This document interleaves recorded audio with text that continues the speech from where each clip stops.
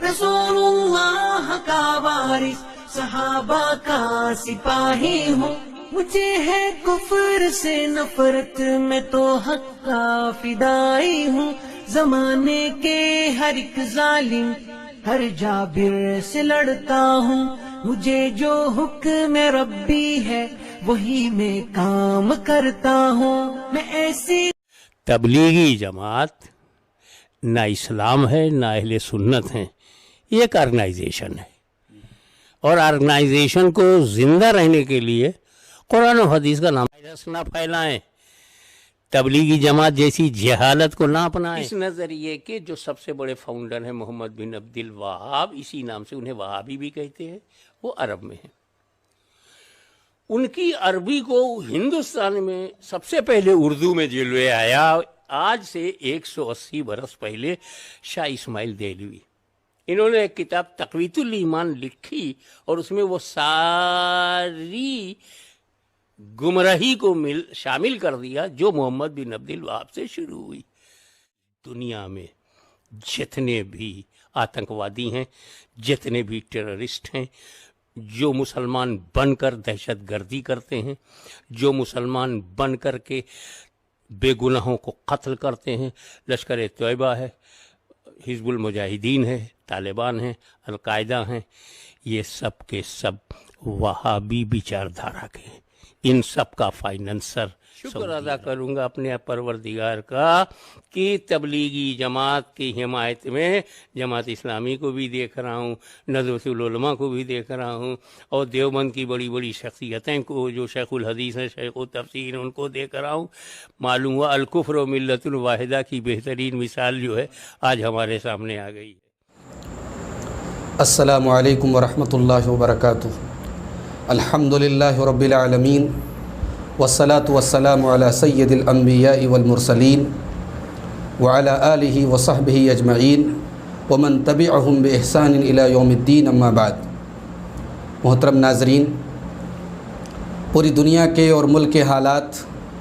جیسے ہیں آپ سے چھپے ہوئے نہیں ہیں. کرونا وائرس جیسا خطرناک وائرس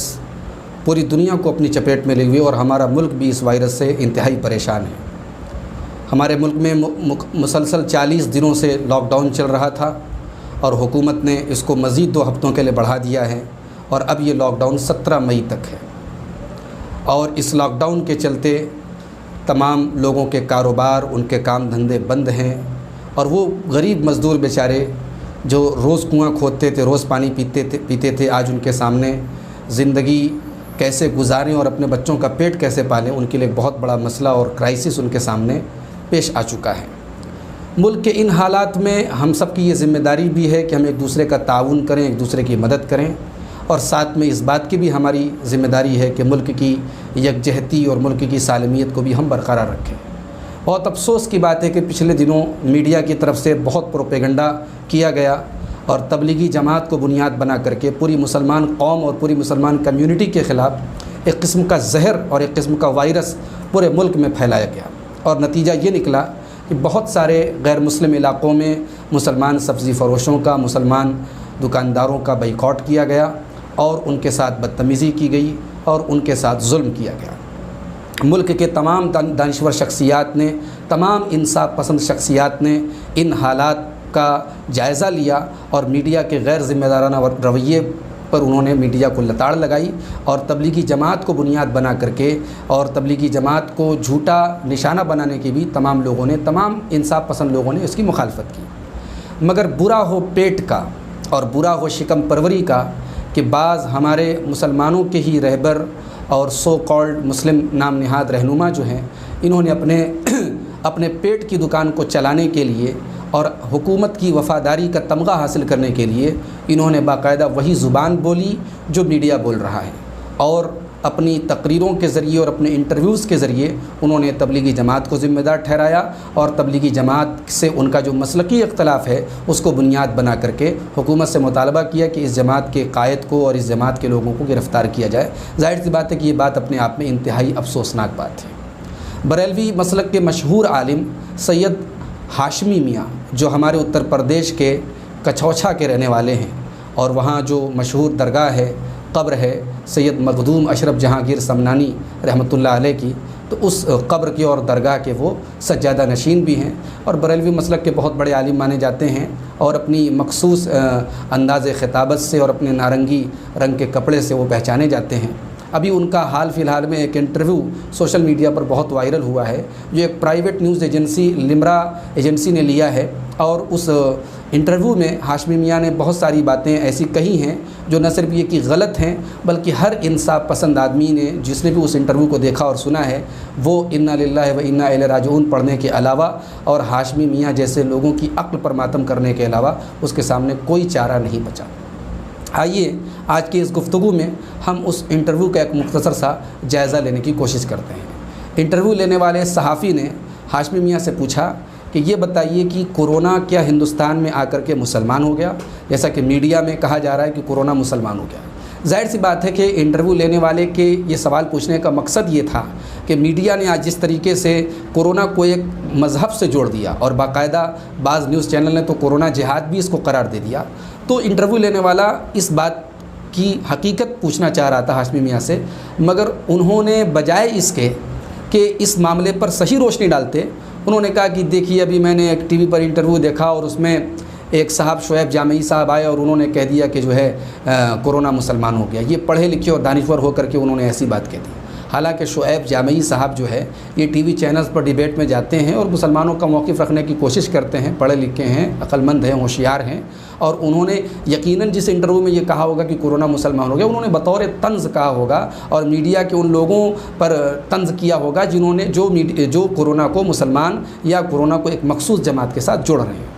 لیکن ہاشمی میاں جو اتنے بڑے پائے کے اپنے مسلک کے عالم مانے جاتے ہیں، ان کو اتنی بات بھی نہیں سمجھ میں آئی، اور انہوں نے کورونا مسلمان ہو گیا اس کا ذمہ دار شعیب جامعی کو قرار دے دیا اور انہی کے اوپر ٹھیکرا پھوڑ دیا، جیسا کہ آپ ویڈیو میں دیکھ سکتے ہیں۔ غازی ملت کیا سوچتے ہیں؟ کیا ابھی تک کرونا کا مذہب طے نہیں ہوا تھا؟ پہلی بات، ہندوستان آتے آتے اسے چند میڈیا پروفیشنلز نے یا چند میڈیا ہاؤسز نے اس کو مسلمان نام دے دیا، تو یہ کیا واقعی صرف تبلیغ جماعت کی کارگزاری تھی، یا ان سے غلطی ہوئی، یا جان بوجھ کر سرکار یا میڈیا کے ذریعے اس کو بدنام کرنے کی بھی ایک سازش تھی؟ دیکھیے، کورونا مسلمان ہو گیا یا ہندو ہو گیا یا سکھ ہو گیا، یہ کسی پاگل کے بھی دماغ میں نہیں آئے گا، لیکن چونکہ یہ میں کل ہی ایک بحث دیکھ رہا تھا، ٹی وی پہ ہو رہی تھی، پینل بیٹھا ہوا تھا جس میں شعیب جامعی بھی تھے، تو شعیب جامعی نے سے کہا گیا کچھ سنا دیجئے، تو انہوں نے سنایا کورونا اب مسلمان ہو گیا۔ بولیے، یہ دانشور ہیں، یہ ڈاکٹر ہیں، یہ پڑھے لکھے ہیں، یہ گاؤں کھیڑے کے جاہلوں کی نہیں کہ جماعت میں چلے گئے، ایسے سمجھدار لوگ کورونا اب مسلمان ہو گیا پڑھ کر میڈیا میں سنائیں گے، چینل پر سنائیں گے، تو یہ کیا میسج دے رہے ہیں کہ اب بیماریاں بھی اسلام پسند ہو گئی ہیں، یا ساری بیماریاں اسلام ہیں؟ اور یہ اس کے بعد جب انٹرویو لینے والے نے تبلیغی جماعت کے بارے میں ان سے پوچھا کہ غازی ملت، چونکہ ہاشمی میاں کو ان کے جو ماننے والے ہیں، ان کے جو ہمنوا ہیں، ان کے جو معتقدین ہیں، وہ غازی ملت کہتے ہیں۔ مجھے نہیں معلوم کہ وہ ملت کے لیے کون سا غزوہ لڑ رہے ہیں، ان کی جو بھی اسپیچ ہیں، جو بھی تقریریں ہیں، آپ انٹرنیٹ پر دیکھ سکتے ہیں، وہ اپنے پیٹ کے لیے اور اپنے مخصوص آئیڈیالوجی کے لیے اگر غزوہ کر رہے ہیں تو وہی غزوہ کر رہے ہیں، ورنہ ان کی تقریریں دوسرے مسلک کے لوگوں کی تحقیر اور تکفیر اور ان کے اوپر جھوٹے الزامات اور اپنی واہوائی اور اپنی تعریف سے بھری ہوتی ہیں۔ بہرحال یہ ان کا معاملہ ہے۔ تو انٹرویو لینے والے نے پوچھا کہ غازی ملت اس بارے میں کیا کہتے ہیں، تو سید ہاشمی میاں جواب یہ دیتے ہیں کہ دیکھیے، تبلیغی جو جماعت ہے یہ اسلام نہیں ہے، نہ اسلام کی نمائندہ ہے، یہ ایک تنظیم ہے، اور تنظیم کو چلانے کے لیے اسلام کا نام لینا پڑتا ہے، صحابہ کا نام لینا پڑتا ہے، اہل بیت کا نام لینا پڑتا ہے۔ کر رہا ہے تبلیغی جماعت نہ اسلام ہے نہ اہل سنت ہیں، یہ ایک آرگنائزیشن ہے، اور آرگنائزیشن کو زندہ رہنے کے لیے قرآن و حدیث کا نام تو لینا ہی پڑتا ہے، صحابہ کا نام لے کے زندگی، اہل بیت اطہار کا نام لینا پڑتا ہے، اولیاء کرام کا نام لینا پڑتا ہے۔ پھر انہوں نے یہ بھی کہا کہ دیکھیے، جتنے صحابہ، اہل بیت اور اولیاء کرام پیدا ہوئے، انہوں نے اسلام پھیلایا، انہوں نے تنظیم نہیں بنائی۔ صحابہ کے دور میں کوئی تنظیم نہیں تھی، نبی اکرم کے زمانے میں کوئی تنظیم نہیں تھی، تنظیم انگریزوں کے زمانے سے پیدا ہوئی، اور تنظیم کا مقصد یہ تھا کہ لوگوں کو لڑاؤ اور لوگوں کے بیچ میں جھگڑا پیدا کرو۔ انہوں نے یہ بھی کہا کہ دیکھیے شیوا جی کے زمانے میں مہاراشٹر میں کوئی دنگا نہیں ہوا، نظام کے زمانے میں تلنگانہ میں کوئی دنگا نہیں ہوا، مغلوں کے زمانے میں دلی میں کوئی فساد نہیں ہوا، لیکن جب سے انگریز آئے انہوں نے تنظیم بنائی، RSS بنی اور دیگر تنظیمیں بنی، تنظیم کے بننے کے بعد جھگڑا شروع ہوا۔ جیسے آپ دیکھیں صحابہ کرام نے کوئی تنظیم نہیں بنائی، اسلام پھیلایا، تابعین نے اسلام پھیلایا، اہل بیت اطہار نے اسلام پھیلایا۔ مجھے بتائیے امام حسین ہوں، امام زین العابدین ہوں، یا امام محمد باقر ہوں، یا امام جعفر صادق علیہ السلام، کوئی ہو، کس نے کون سی تنظیم کی یہ صدر تھے، ان کی تنظیم میں کون خازن تھا، ان کی تنظیم میں کون پرچار منتری تھا، ان کی تنظیم یہ آرگنائز آیا اپنے لیے۔ اب دیکھیں آپ پورا خلجی دور، میں کسی دور کو اچھا اور برا کہنے والا کون، بہت مطالعے کی ضرورت ہے۔ خلجی آئے، غلام ونش آیا، مغل آئے، مگر کبھی بھی شیوا جی کے زمانے میں ہندو مسلم رائٹ مہاراشٹر میں نہیں ہوا، نظام کے زمانے میں تلنگانہ میں ہندو مسلم رائٹ نہیں ہوا، رانا پرتاپ کے زمانے میں راجستھان میں ہندو مسلم کبھی نہیں ہوا، مغل کے زمانے میں ہندو مسلم کبھی نہیں ہوا، کیونکہ آرگنائزیشن نہیں تھی، مذہب تھا۔ راجہ کوئی بھی ہو، نواب کوئی بھی ہو، بادشاہ کوئی بھی ہو، حکومت کیسی بھی ہو، ہمیں ہمارے مذہب پہ چلنا ہے، ہندو کو سناتن دھرم پہ چلنا ہے، مسلمان کو اسلام پر چلنا ہے۔ کوئی سنگٹھن نہیں بنایا تھا کہ سنگٹھن کی الگ کوئی پالیسی ہو، سنگٹھن کا کوئی الگ مقصد ہو اور مذہب سے ہٹا ہوا کوئی نظریہ ہو۔ انگریز آئے، انہوں نے دیکھا کہ یار یہ تو اپنے اپنے مذہب پر بڑی خوشی خوشی سے عمل کر رہے ہیں، ہندو مندروں میں جا رہا ہے، مسلمان مسجدوں میں جا رہا ہے، اہل بیت کے عاشق امام باڑوں میں جا رہے ہیں، یا کہیں لڑائی نہیں ہے، کوئی ٹینشن نہیں ہے، تو کہ تنظیم بناؤ، آرگنائزیشن بناؤ۔ یہ ہندوستان میں چاہے جماعت اسلامی ہو، چاہے مسلم لیگ ہو، چاہے ہندو مہاسبھا ہو، چاہے راشٹریہ سوئم سیوک سنگھ ہو، یہ سب انگریزوں کے دور میں بنائی گئی تنظیمیں ہیں۔ جب تک انگریز نہیں آئے تھے یہ ذہنیت نہیں تھی کہ لڑاؤ، بناؤ اور لڑاؤ، صرف لوگ اپنے دھرم پر عمل کر رہے تھے، صرف اپنے۔ میں سمجھتا ہوں کہ ہاشمی میاں صاحب کی یہ بات انتہائی مضحکہ خیز ہے۔ تنظیم کا بننا یا بنانا، یہ کوئی بھی عقل مند آدمی اس کو غلط نہیں کہہ سکتا۔ تنظیم کا جو لفظ ہے، آرگنائزیشن کا جو لفظ ہے، یہ خود بتا رہا ہے کہ کسی کام کو منظم کرنے کے لیے اور آرگنائزڈ وے میں کرنے کے لیے تنظیم بنائی جاتی ہے۔ تنظیمیں صحابہ کے دور میں بھی تھی، تنظیمیں اہل بیت کے دور میں بھی تھی، تنظیمیں اسلاف کے دور میں بھی تھیں۔ خود قرآن کہتا ہے، اللہ تعالیٰ سورہ نساء کے اندر کہتا ہے وَلْتَكُمْ مِنْكُمْ أُمَّةٌ يَدْعُونَ إِلَى الْخَيْرِ، تم میں ایک جماعت ہونی چاہیے، ایک قوم ایسی ہونی چاہیے جو لوگوں کو خیر کی طرف بلائے۔ تو ساری چیزوں کا ٹھیکرا تنظیم کے سر پھوڑ دینا، میں سمجھتا ہوں کہ انتہائی نادانی اور حماقت کی بات ہے۔ اور میں بڑے ادب سے ہاشمی میاں سے ایک سوال کرنا چاہتا ہوں کہ آپ نے تو بہت فٹ سے کہہ دیا کہ تنظیم نبی کے زمانے میں نہیں تھی، صحابہ کے زمانے میں نہیں تھی، کہ آپ مجھے اس سوال کا جواب دے سکتے ہیں کہ نبی کے زمانے میں یہ درگاہیں تھیں، صحابہ کے زمانے میں یہ درگاہیں تھیں، اور ان درگاہوں کے لوگ سجادہ نشین ہوتے تھے، اور سجادہ نشین ہو کر کے کروڑوں کی دولت لوگوں کی اپنے پیٹ میں ڈکارتے تھے اور اپنی کروڑوں کی پراپرٹی بناتے تھے؟ اللہ آپ جیسے لوگوں کو عقل سلیم دے۔ آپ لوگ امت کا استحصال کر رہے ہیں اور امت کے جذبات کا گلا گھونٹ رہے ہیں، امت کے جذبات کا فائدہ اٹھا رہے ہیں اور امت کا مال ہڑپ رہے ہیں۔ آپ ہی کے جیسے لوگوں کے بارے میں قرآن میں کہا گیا کہ ان کثیرا من الاحبار والرہبان لیاکلون اموال الناس بالباطل، بہت سارے جو یہودیوں کے عالم اور راہب ہوتے تھے وہ لوگوں کا مال ناحق طریقے سے کھاتے تھے۔ مجھے افسوس کے ساتھ کہنا پڑتا ہے ہاشمی میاں صاحب کہ آپ جیسے لوگ وہی کام کر رہے ہیں۔ آپ تنظیم کو ذمہ دار قرار دے رہے ہیں کہ تنظیم جو ہے انگریزوں کے زمانے میں پیدا ہوئی، ایسا نہیں ہے۔ انگریزوں کے زمانے سے تنظیم نہیں، تنظیم بہت ایک زمانے سے تنظیمیں بنتی چلی آئی ہیں، مختلف مقاصد کے لیے، اچھے اور برے دونوں طریقے کے مقاصد کے لیے تنظیمیں بنائی گئی، اور اس میں کوئی شک نہیں کہ انگریزوں نے اپنے دور میں لڑانے کے لیے، لوگوں کو بانٹنے کے لیے بھی بہت ساری تنظیمیں بنوائی ہیں۔ لیکن آپ مسلمانوں کے ایک خاص طبقے کو اور مسلمانوں کی ایک خاص فرقے کو نشانہ بنا کر کے کہیں کہ اس کو انگریزوں نے بنایا تھا، یہ جھوٹ اور الزام ہے۔ بلکہ اگر آپ تاریخ کا مطالعہ کریں تو تاریخی شواہد بتاتے ہیں کہ آپ کے اسلاف انگریزوں کے زمانے میں بھی انگریزوں کے وفادار تھے، اور اہل حدیثوں کو اور سلفی جماعت سے جو متعلق لوگ ہوتے تھے ان کے خلاف حکومت کے یہاں جا کر کے جاسوسی کرتے تھے. اور اب یہی وجہ ہے کہ تاریخ میں آپ دیکھیں کہ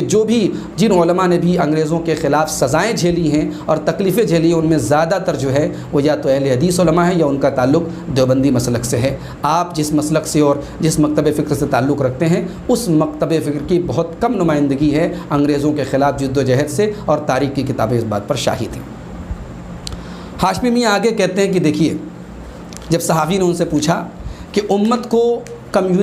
کو یونٹی اور یکجہتی کے پلیٹ فارم پہ لانے کے لیے آپ کیا کہنا چاہیں گے، تو ہاشمی میاں جواب دیتے ہیں کہ دیکھیے 2 چیزیں ہیں، ایک جہالت ختم ہونی چاہیے اور دوسری شخصیت پرستی ختم ہونی چاہیے. ایک تو ہماری جہالت اور دوسری شخصیت پرستی. بہت اچھی بات کی ہاشمی میاں، آپ کے منہ میں گھی شکر. کاش آپ کے مسلک کے لوگوں کے اندر بھی یہ فکر پیدا ہو جائے. میں سمجھتا ہوں کہ پورا بریلوی مسلک جو ہے انہی دونوں چیزوں سے بہت زیادہ پریشان ہے، ایک جہالت اور دوسرے شخصیت پرستی. اور جہاں علم آ رہا ہے الحمدللہ، جہاں قرآن و سنت کا نور آ رہا ہے وہاں سے بریلویت اور بدعات ختم ہو رہی ہیں، اور جہاں شخصیت پرستی کا جو طلسم ہے وہ ٹوٹ رہا ہے اور قال اللہ و قال الرسول کا احترام دلوں میں پیدا ہو رہا ہے، وہاں لوگ حق کو قبول کر رہے ہیں. آپ شخصیت پرستی کی بات کر رہے ہیں. آپ سے زیادہ شخصیت پرستی اور آپ کے مکتب فکر سے زیادہ شخصیت پرستی کہاں ہے؟ جہاں علماء کے ناموں کے آگے 2 لائن کے القاب و آداب لکھے جاتے ہیں، جہاں علماء کے اسٹیج پر آنے کے بعد لمبے چوڑے نعرے لگائے جاتے ہیں اور ان کے احترام میں سارے لوگ کھڑے. آپ شخصیت پرستی کا سبق دے رہے ہیں. اس کے بعد صاحب یہ کہتے ہیں کہ دیکھیے، اسلام تو پہلے صحیح چل رہا تھا، جب اسلام میں مروانی اور یزیدی عناصر پیدا ہوئے اور کچھ خوارج اور اسی طریقے سے جو ہے نواسب پیدا ہوئے تو فرقے وجود میں آئے. پھر سعودی عرب میں محمد بن عبد الوہاب نام کا ایک شخص پیدا ہوا اور اس نے جو ہے پولیٹیکل اسلام کو، حقیقی اسلام کے بجائے پولیٹیکل اسلام کو جنم دیا. اور پھر انہوں نے جو گمراہی پھیلائی وہی گمراہی آج سے 180 سال پہلے ہندوستان میں شاہ اسماعیل دہلوی لے کر آئے اور انہوں نے تقویت الایمان نام کی ایک کتاب لکھی اور اس میں وہی ساری گمراہی بھر دی. سیکریٹری وہاں نہیں تھا. اس کے بعد پھر کیا ہوا کہ ایک فرقہ بنا سعودی عرب میں، محمد بن عبد الوہاب. تو عربوں میں اصل اسلام کو پولیٹیکل اسلام کیسے بنایا جائے، روحانی اسلام کو پولیٹیکل اسلام بناؤ، وہ اسلام جو دنیا میں، قبر میں، آخرت میں آپ کی زندگی سنوارے، اس کے مقابلے میں مادی اسلام، فائدہ مند اسلام، ڈکٹیٹر اسلام یعنی پولیٹیکل اسلام، یہ کرنے کے لیے محمد بن عبد الوہاب کا انتخاب برٹش گورنمنٹ نے اس وقت کیا تھا. پورا بری دنیا میں اس وقت سورج ہی نہیں ڈوبتا تھا، اتنی لمبی چوڑی حکومت تھی. یہ تو عرب میں ہے. اس نظریے کے جو سب سے بڑے فاؤنڈر ہیں محمد بن عبد الوہاب، اسی نام سے انہیں وہابی بھی کہتے ہیں، وہ عرب میں ہیں. ان کی عربی کو ہندوستان میں سب سے پہلے اردو میں جلوے آیا آج سے 180 برس پہلے شاہ اسماعیل دہلوی. انہوں نے ایک کتاب تقویت الایمان لکھی اور اس میں وہ ساری گمراہی کو شامل کر دیا جو محمد بن عبد الوہاب سے شروع ہوئی. ہاشمی میاں صاحب، آپ محمد بن عبد الوہاب کے بارے میں کتنا جانتے ہیں؟ ان کی کتابیں آپ نے پڑھی ہیں؟ آپ جو عوام کی آنکھوں میں دھول جھونک رہے ہیں کہ محمد بن عبد الوہاب نے پولیٹیکل اسلام کو کی اپروچ پیدا کی اور پولیٹیکل اسلام کا نظریہ پیش کیا، کہاں انہوں نے پولیٹیکل اسلام کا نظریہ پیش کیا؟ اور میں آپ سے ایک سوال پوچھتا ہوں کہ کیا پولیٹکس اسلام سے الگ کوئی چیز ہے؟ کیا اسلام میں پولیٹکس نہیں ہے؟ کیا اقبال کا وہ شعر آپ نے نہیں پڑھا کہ جلال پادشاہی ہو یا کہ جمہوری تماشا ہو، جدا ہو دین سیاست سے تو رہ جاتی ہے چنگیزی. دین کو سیاست سے الگ نہیں کیا جا سکتا جناب علی. دین اور سیاست الگ نہیں ہے، سیاست بھی دین کا ایک حصہ ہے. شیخ محمد بن عبد الوہاب رحمۃ اللہ علیہ کا اگر کوئی جرم ہے تو صرف یہ ہے کہ انہوں نے بلاد نجد کو اور بلاد حجاز کو اور مکہ مکرمہ کی سرزمین کو انہوں نے شرک سے پاک کیا. صحابہ کرام کی قبروں پر باقاعدہ بڑے بڑے قبے اور بڑے بڑے درگاہیں بنی تھیں اور لوگ وہاں جا کر کے اپنی حاجت روائی کرتے تھے اور سجدے کرتے تھے. انہوں نے اس کو شرک قرار دیا قرآن و سنت کی روشنی میں. ان کی کتابیں آپ اٹھا کر کے دیکھیے، ان کی مشہور کتاب ہے کتاب التوحید، ان کی مشہور کتاب ہے الاصول الثلاثہ، ان کی مشہور کتاب ہے مختصر و زاد المعاد، ان کی کتابیں محبت رسول سے ڈوب کر کے لکھی گئی ہیں، ان کی کتابیں توحید الہی میں ڈوب کر کے لکھی گئی ہیں، ان کی کتابوں میں یا تو رب کا قرآن ہے یا جناب محمد رسول اللہ کی حدیثیں ہیں۔ اور دوسری طرف ہندوستان میں شاہ اسماعیل شہید دہلوی رحمۃ اللہ علیہ نے جو کتاب لکھی تقویۃ الایمان، میں آپ سب سے ناظرین سے گزارش کرتا ہوں، بہت آپ نے پروپیگنڈا سنا ہوگا تقویۃ الایمان کا، مگر ایک بار تعصب کا چشمہ اتار کر کے اس کتاب کو آپ پڑھیے، انٹرنیٹ پر بھی الحمدللہ کتاب موجود ہے، آپ کتاب پڑھیے اور پھر بتائیے کہ اس کتاب کے اندر کون سی ایسی غلط بات کہی گئی جس کی وجہ سے تقویۃ الایمان کے اوپر فتوے لگائے گئے اور شاہ اسماعیل شہید کو آج تک ان کو برا بلا کہا جاتا ہے، ان کو کافر کہا جاتا ہے۔ صاف ستھری توحید جو رب کے قرآن میں موجود ہے، جو محمد الرسول اللہ کی حدیثوں میں موجود ہے، وہی توحید تقویۃ الایمان کے اندر اور وہی توحید کتاب التوحید کے اندر موجود ہے۔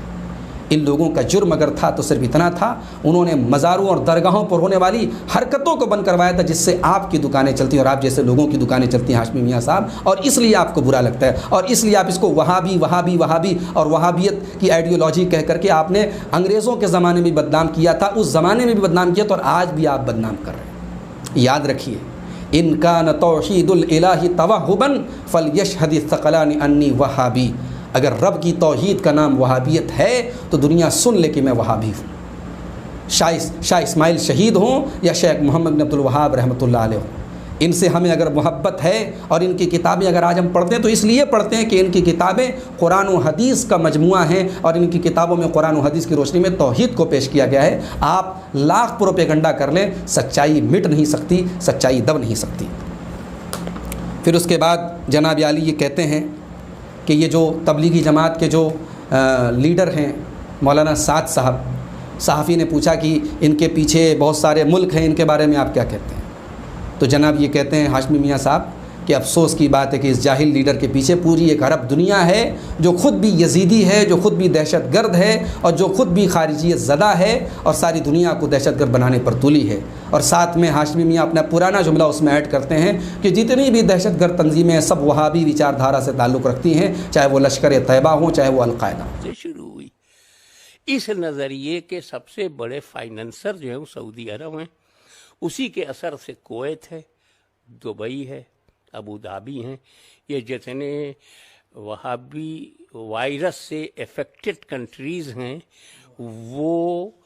تبلیغی جماعت کی طاقت ہے، اسی لیے گرفتار کرنے میں تکلیف محسوس ہو رہی ہے، ان کو جیل بھیجنے میں تکلیف محسوس ہو رہی ہے، ان پر 304 لگا تو دیا، اس پر عمل کرنے میں تکلیف ہو رہی ہے،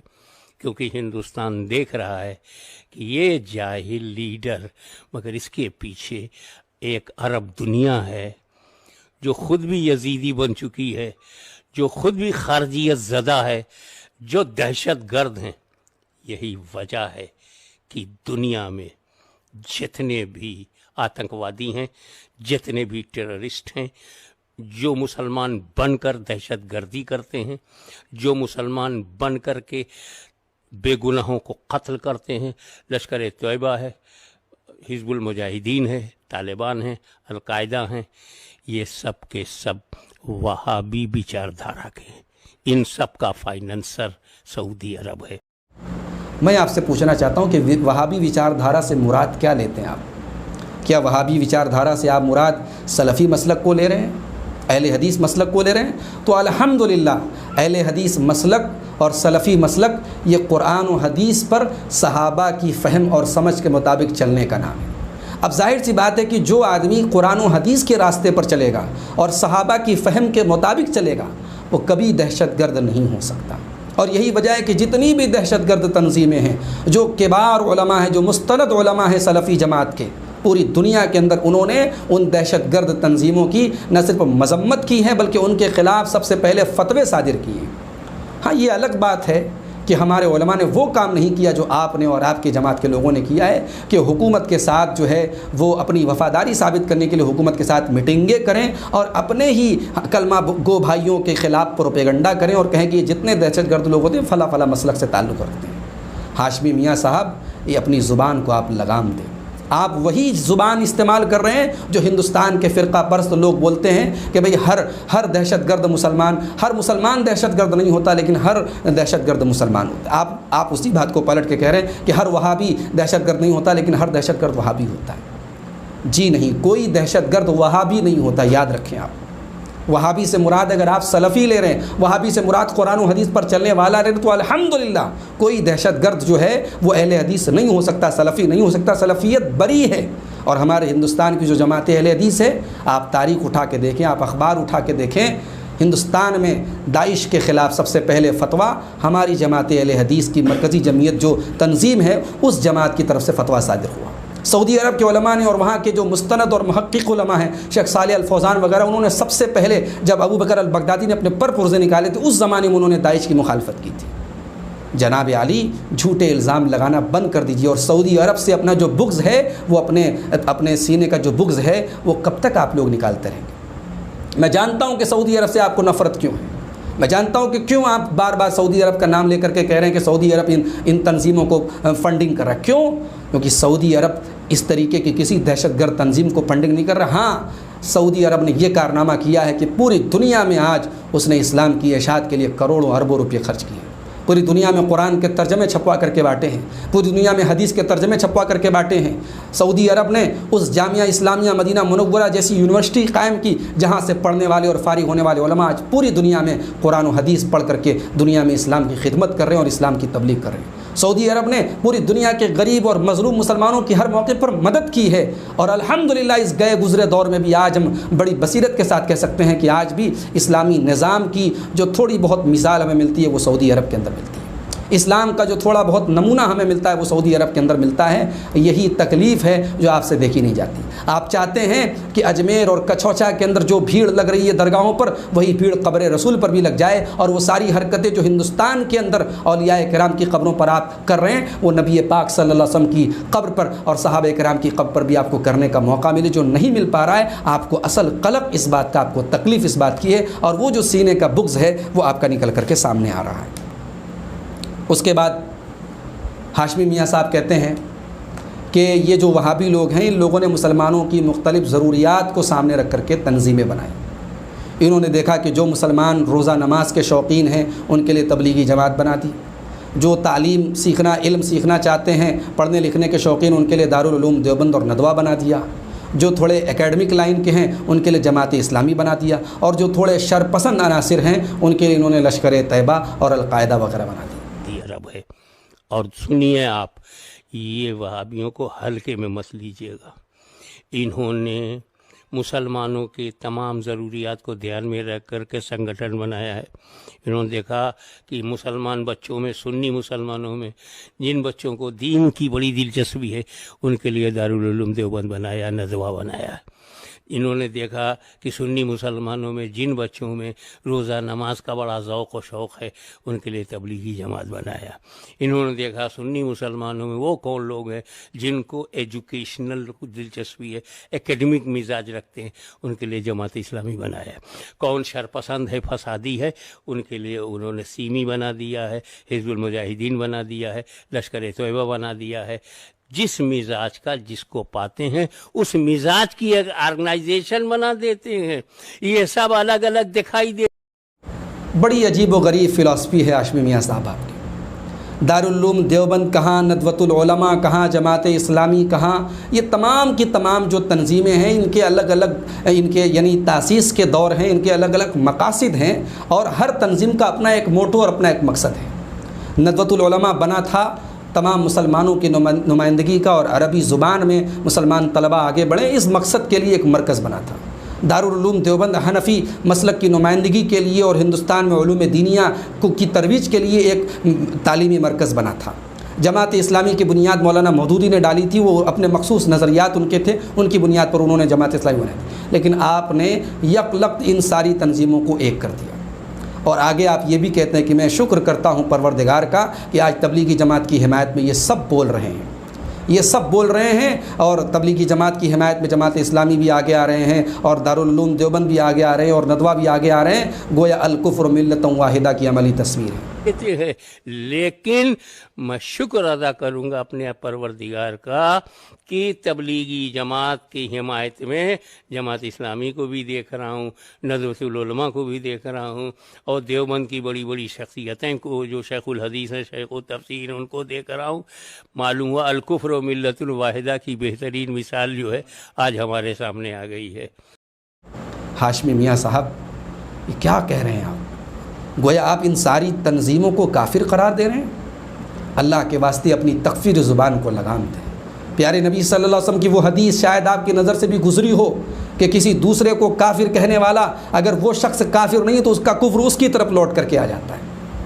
किसी की तकफीर करना बड़ा ख़तरनाक और बड़ा ही नाजुक और बड़ा ही सेंसिटिव मामला है, बड़ी शराइत हैं कुरान और हदीस के अंदर, लेकिन आप जैसे लोग फट से आपकी ज़ुबान, आपके यहाँ तकफीर की मशीन लगी है और आपके असलाफ़ का ये वतीरा रहा है। उन्होंने लोगों को काफिर गर्दानने में और काफिर करार देने में पूरी उम्र गुजारी है।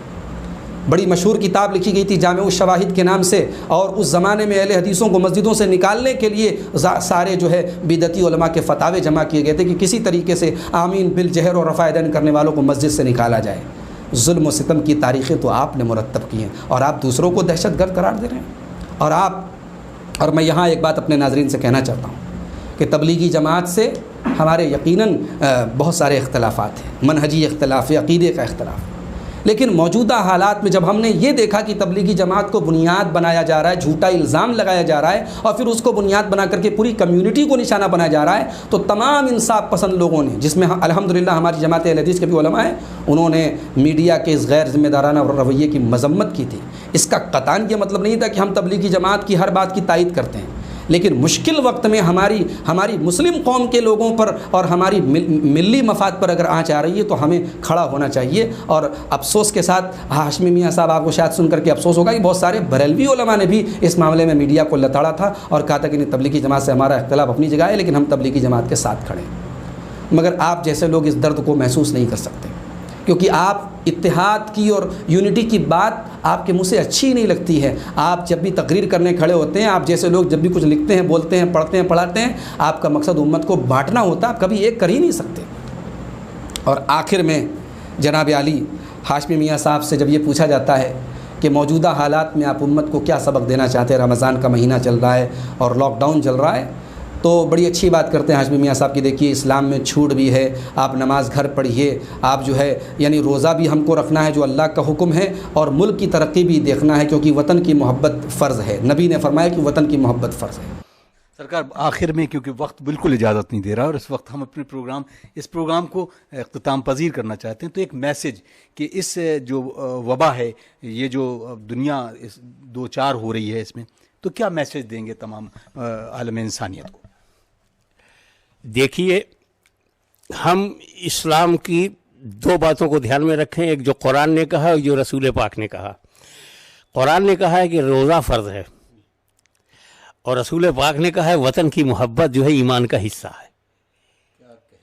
तो अब हम ऐसा ये महीना गुजारें कि हमारी वतन की मोहब्बत, देश से हमारा प्रेम भी झलकता दिखाई दे और इस्लाम पर हमारा मुकम्मल अमल हो। अब मुकम्मल अमल तो ही ना, मैं पूछता हूँ, नबी ने कहाँ फरमाया? नबी ने कौन सी हदीस में फरमाया कि वतन की मोहब्बत फ़र्ज़ है? यकीनन वतन की मोहब्बत दिल में होनी चाहिए और हमारे नबी वतन से मोहब्बत करते थे और वतन की मोहब्बत इस्लाम की तालीमात का एक हिस्सा है। मगर आपने जिसको नबी ने फरमाया कह करके एक हदीस कही है, जनाब आली आप अपनी जमात के इतने चोटी के आलिम माने जाते हैं, आपको ये बात भी मालूम नहीं कि ये मौजू हदीस है। हुब्बुल वतन मिनल ईमान, वतन की मोहब्बत ईमान का एक हिस्सा है। ये हदीस मौजू है, मन गढ़ंत है, नबी पर झूठ बांधा गया है ये हदीस कह करके। ये पॉलिटिकल लोग, नेता लोग, लीडर लोग बयान करें तो बात समझ में आती है। आप अपने आप को आलिम दीन कह करके ऐसी बात बयान करते हैं? क्या आपने अल्लाह के रसूल सल्लल्लाहु अलैहि वसल्लम की वो हदीस नहीं पढ़ी? मन कदब अलैया मुतअम्मिदन फलयतबव्वा मक़अदहु मिनन नार, जो जानबूझ करके मेरे ऊपर झूठ बोले वो अपना ठिकाना जहन्नम में बना ले। तो आखिर में यही कहना चाहूँगा मोहतरम नाजरीन कि हाशमी मियाँ साहब का ये जो पूरा इंटरव्यू है ये झूठ का पुलंदा है, और सबसे बड़ी बात ये है कि ये अपने हुकूमत में बैठे अपने आकाओं को खुश करने की एक कोशिश है। حکومت اگر کوئی اچھا اسٹیپ لیتی ہے ہم اس کی تعریف کرتے ہیں، اس کی حمایت کرتے ہیں۔ اگر حکومت کی طرف سے کوئی قدم ایسا ہوتا ہے جو ملک کے سالمیت کے لیے مناسب نہیں ہوتا تو ملک کے تمام انصاف پسند لوگ اس کی مخالفت بھی کرتے ہیں اور اس کے خلاف آواز بھی اٹھاتے ہیں، اور ایک جمہوری اور ڈیموکریٹک کنٹری میں اٹھانی بھی چاہیے۔ مگر آپ جیسے لوگ اس بات کو محسوس نہیں کرتے۔